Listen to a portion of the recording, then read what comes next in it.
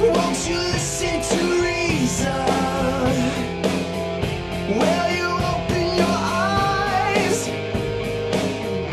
It's a wonder what you'll find with an open mind. You may be surprised. Yeah. Okay, so let's see. Who's next? Kevin's waiting. Kevin in Orlando, and that's line 2. Kevin. Hello? Hey, Hello. you're on. Hey, how's it going, guys? Great show. I'm an atheist myself, and I have a quick question I wanted to ask you guys. Hello? Can you Yeah, hear me? Yeah, I'm you're listening. on. You're good. Go on. Go on. Did we lose Kevin? Kevin? Oh, well, that sucks. I think we lost Kevin, but we have his... We know what the question is. Yeah. You called us to ask about this supposed recent... How many does it make this time now?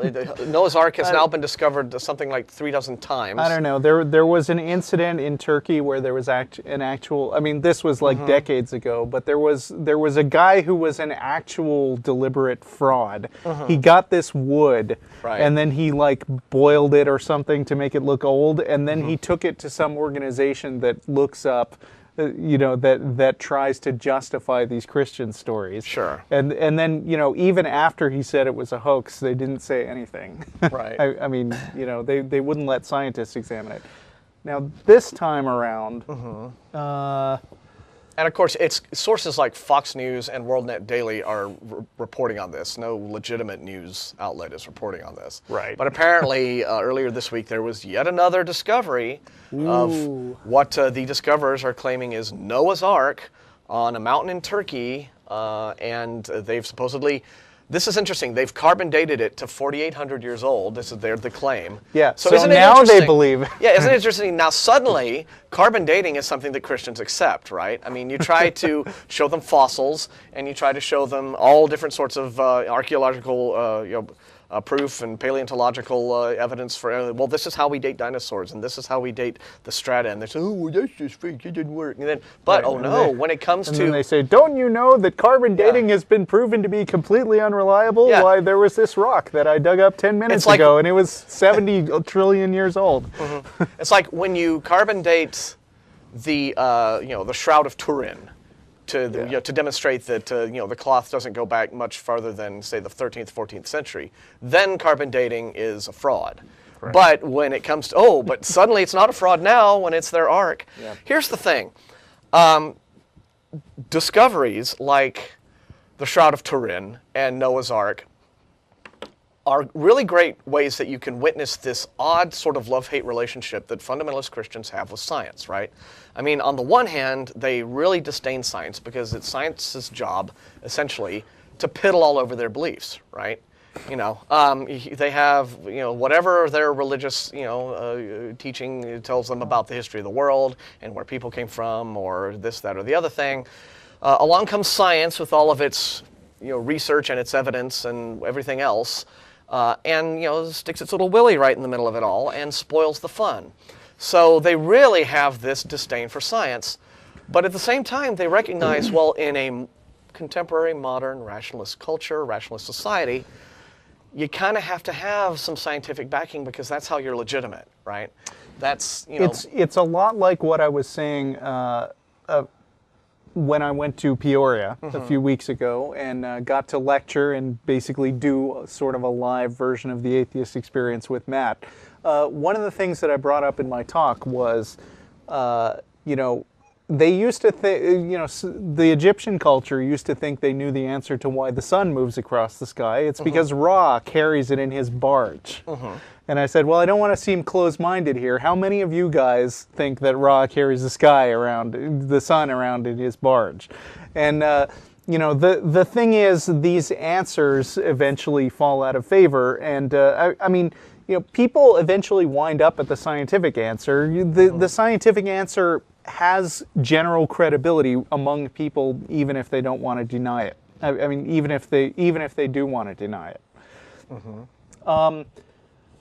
Let's see. But that's the point is they recognize in science an agent of prestige, right? I mean, Right. as much as they can't stand evolution, an as much as they authority. can't, yeah, they understand. All right, well, this is how we have to go about things in order to be accepted in today's world. So, this is why you get things like the Turin Shroud, and this is why you constantly see creationists trying to reformat old school creationist beliefs into things that, like intelligent design, Well, I mean, make it they sound all called it sciencey. scientific creationism first, when just creationism didn't fly. Right. So creationism evolved basically into more and more sciencey sounding beliefs in an effort to sort of gain legitimacy.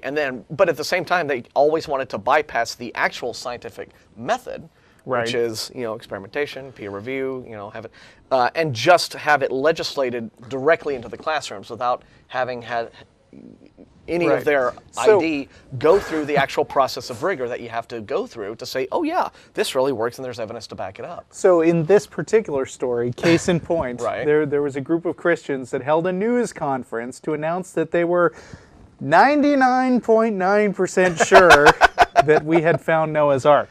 Now, as far as I can tell, that's not any different from them just saying, we're pretty darn sure, but sticking a number on it. Now, I Yeah. mean, if I was going to make a pseudo-scientific fake press release, then I would say, like, we're 92.7% sure, because that would, that would sound like not a number that you just made up.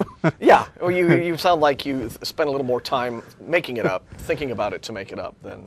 Right, but they're 99.9% sure, Okay. which is pretty darn sure. But I mean, So what about this finding faith makes means them- that you can be 99.9% sure about everything, because if it was wrong, then God would have led you astray, and that's not possible. Yeah, well, there's a 99.9% chance of that. So what was the evidence that What makes them was the think it's evidence? Let's see. 99.9% likely that this is Noah's That's a good big question. boat? I wish I were more up on this story, because Was there I think fossilized the main thing Triceratops wa- poo? What? I I see. mean-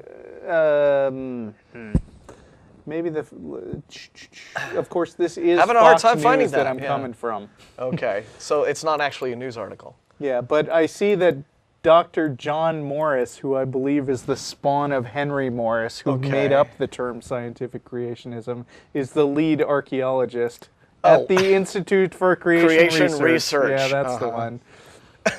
Oh, no, wait. What's he And say? John Morris says, I'm leaning towards that the Chinese people have been deceived. Oh, so he's Oh, the boy. 0.1. He's taking the 0.1 side that this might not be the thing. Is that what he's saying? Yeah. You have this okay. actual ICR guy saying that this might not really. Oh, Doctor- there's a schism. There's a rift. Dr. Randall Price, head of the Judaic Studies at Liberty University, which is Jerry Falwell's outfit. Don't you love this? We have fake newspapers, fake websites, fake universities, fake science. This is great. And it's reported as No if wonder it they were like news. fake hair and fake boobs. And I mean, it's just wonderful. Has And been a cohort of the Noah's Ark Ministries international team until 2 years ago. He pulled out of the project, sensing they were being taken advantage of by Kurdish guides who have turned ark searching into a cottage industry. that is just, I mean, they can see them coming from a mile away. Oh So- boy, here comes some more of those white American Christians. Cha-ching, right?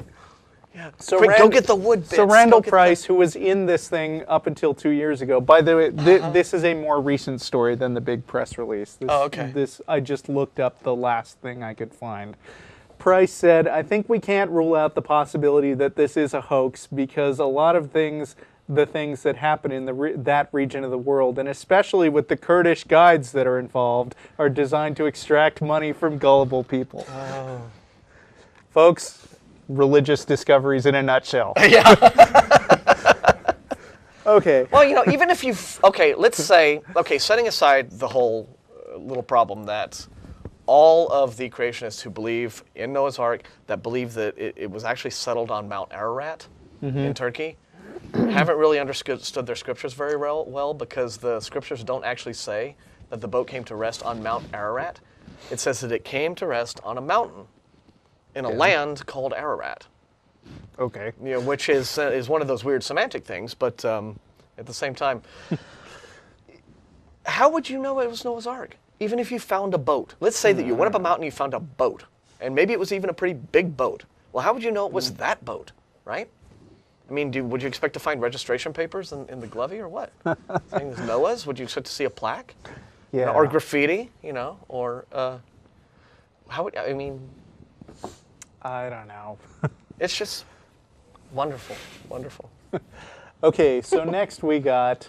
Well, see, Right, we so lost that's that what call, we think of Noah's Ark. we were even able to just go off on that call, even though we lost the call. That was fun. That's what's just one of the wacky things that happens around here. The content of this video is produced by the Atheist Community of Austin, a nonprofit educational organization promoting positive atheism and the separation of church and state. If you enjoyed this content and are willing and able to provide a donation, please visit the website below.